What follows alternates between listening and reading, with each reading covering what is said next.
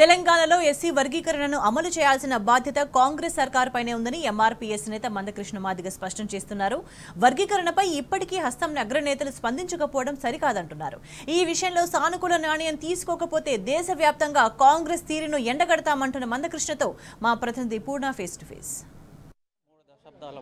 3 దశాబ్దాలుగా మడమ తిప్పకుండా పోరాటం చేసి చివరికి ఎస్సీ వర్గీకరణ విషయంలో మందకృష్ణ మాదిగ గారు విజయం సాధించారు. చెప్పండి, ఎస్సీ వర్గీకరణ విషయంలో మీరు మడమ తిప్పని పోరాటం చేశారు. ఈ క్రమంలో ఎన్ని ఇబ్బందులు ఎదురైనా పోరాటంలో మాత్రం ఎప్పుడు వెనకడుగు వేయలేదు, మడమ తిప్పలేదు. సో ఈ అచీవ్మెంట్ మీకు ఎలా అనిపిస్తుంది? యుద్ధంలో ఏ త్యాగానికైనా సిద్ధపడతామనే స్థాయి చైతన్యం లేకపోతే, లేదా ఎన్ని సవాళ్ళైనా ముందుకు నడిపిస్తామనే చైతన్యం లేకపోతే, సమాజంలో ఒక జాతికి అన్యాయం జరిగినప్పుడు మనం మౌనంగా ఉండదు, వాళ్ళకి అండగా ఉండాలని చెప్పి సమాజంలో ఆలోచన లేకపోతే ఈ యుద్ధం ముందుకెళ్ళేది కాదు, వాళ్ళకి గెలిచే వాళ్ళం కాదు. కాబట్టి అమరుల త్యాగాలు, కార్యకర్తల శ్రమ, సమాజం అందించిన మద్దతే ఈ విజయానికి అసలు కారణం. ఇంకో విషయం, ఎస్సీ వర్గీకరణ విషయంలో కాంగ్రెస్ అగ్రనేతలు ఇంతవరకు స్పందించలేదు. సో దీన్ని ఎట్లా చూస్తారు మీరు? 94లో ఎంఆర్పీఎస్ యుద్ధం మొదలైంది, కానీ 75లోనే జైల్ సింగ్ గారు ముఖ్యమంత్రి ఉన్న సమయంలో కాంగ్రెస్ ప్రభుత్వం పంజాబ్లో వర్గీకరణ అమలు చేసింది. ఇక్కడ చంద్రబాబు నాయుడు గారు ఉమ్మడి ఆంధ్రప్రదేశ్లో వర్గీకరణ కోసం తీర్మానం చేసినప్పుడు ప్రతిపక్ష పార్టీగా కాంగ్రెస్ సపోర్ట్ చేసింది. 2004లో రాజశేఖర్ గారు ముఖ్యమంత్రి ఉన్నప్పుడు అసెంబ్లీ తీర్మానం చేయడం జరిగింది, పంపడం జరిగింది. కేంద్రంలో ఉషా మేరా కమిషన్ వేసింది యూపీఏ గవర్నమెంటే. కర్ణాటకలో ఎస్సీ వర్గీకరణ చేద్దామని మేనిఫెస్టోలో పెట్టేసింది. ఉత్తరప్రదేశ్లో ఎస్సీ వర్గీకరణ చేద్దామని 2012లో కాంగ్రెస్ మేనిఫెస్టో పెట్టింది. ఉత్తరప్రదేశ్ అంటే రాహుల్ గాంధీ, సోనియా గాంధీ ప్రాతినిధ్యం వహిస్తున్న రాష్ట్రం.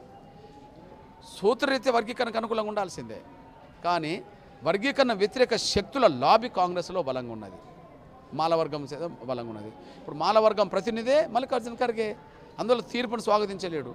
మల్లికార్జున ఖర్గే ఎక్కడున్నాడు? ఇప్పుడు రాహుల్ గాంధీకి దగ్గర ఉన్నాడు అనుకో. వాస్తవానికి రాహుల్ గాంధీ గారు 2018 అసెంబ్లీ ఎన్నికలప్పుడు తెలంగాణలోకి వచ్చి ప్రచారం చేసినప్పుడు ఎడిటర్ సమావేశం హైదరాబాద్లో వర్గీకరణ సంపూర్ణంగా పూర్తి చేస్తామని చెప్పాడు. గద్వాలో వర్గీకరణ చేస్తామని స్పష్టంగా చెప్పడం జరిగింది. ఆయన ఇప్పుడు ఆయన మౌనంగా ఉన్నాడు. అంటే దీని అర్థం ఏంటి? కాంగ్రెస్ పార్టీలో మాలల ఆధిపత్యం ఇప్పుడు మల్లికార్జున ఖర్గే రూపంగా ఆధిపత్యం చెలాయిస్తున్నది. కాబట్టి వర్గీకరణకు అనుకూలంగా మాట్లాడలేదు. దానివల్ల నష్టపోయేది ఎవరు? వర్గీకరణ జరగకపోతే కొంతకాలం మేము నష్టపోతాం, కానీ వర్గీకరణ అడ్డుకునే శక్తిగా కాంగ్రెస్ ఉన్నంత వరకు, మల్లికార్జున ఖర్గే అక్కడ ఉన్నంత వరకు నష్టపోయేది కాంగ్రెస్ కూడా నష్టపోతుంది. ఇప్పుడు వర్గీకరణ అంశం మన రాష్ట్రంలో అమలు చేసేందుకు మీరు ఎలాంటి కార్యాచరణ తీసుకోబోతున్నారు? సుప్రీంకోర్టు తీర్పు ఆగస్టు 1న వచ్చినప్పుడు దక్షిణాది రాష్ట్రాల నుంచి 4 ముఖ్యమంత్రులు స్వాగతించారు. తెలంగాణ నుంచి రేవంత్ రెడ్డి గారు, ఆంధ్రప్రదేశ్ నుంచి చంద్రబాబు నాయుడు గారు, కర్ణాటక నుంచి సిద్ధరామయ్య గారు, తమిళనాడు నుంచి స్టాలిన్ గారు వర్గీకరణ అమలు చేస్తున్నాడు. అంతకుముందు అమలు చేస్తున్నారు కాబట్టి అది అమలు జరుగుతుంది. కర్ణాటకలో వర్గీకరణ అమలు చేస్తామని మాటిచ్చాడు. సిద్ధరామయ్యది ఏ రాష్ట్రం? కర్ణాటక. మల్లికార్జున ఖర్గే ఏ రాష్ట్రం? కర్ణాటక. చూద్దాం ఏం జరుగుతుందో అని చెప్పి.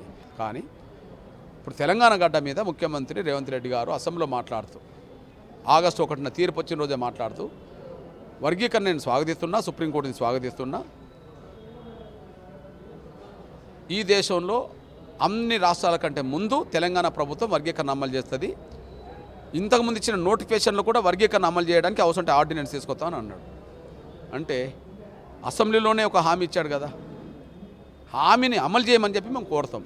ఏదేమైనా వర్గీకరణ తక్షణం అమలు జరగాల్సిన అవసరం మాత్రం ఉన్నది. అమలు చేస్తామన్న రేవంత్ రెడ్డి గారు ముందు అమలు చేసి మాటను నిలబెట్టుకోవాలని కోరుతున్నా. భవిష్యత్తు ప్రయాణం ముందు తక్షణం వర్గీకరణ అమలు చేయించుకోవడం మీదనే దృష్టి పెడతాను. ఎందుకంటే ఇప్పుడు విద్యా సంవత్సరం ప్రారంభమైంది.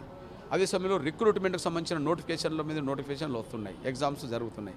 కాబట్టి ఇప్పుడు ఎంత తొందరగా వర్గీకరణ అమలు జరిగితే మా పిల్లలకు, ఇంతకాలం ఎవరికైతే అన్యాయం జరిగిందో మాదిగ ఉపకులాల బిడ్డలకు, వాళ్ళకు ముందు న్యాయం జరగడానికి అవకాశం ఉంది. కాబట్టి మిగతా ఏ అంశం మీద నేను దృష్టి పెడతలేను.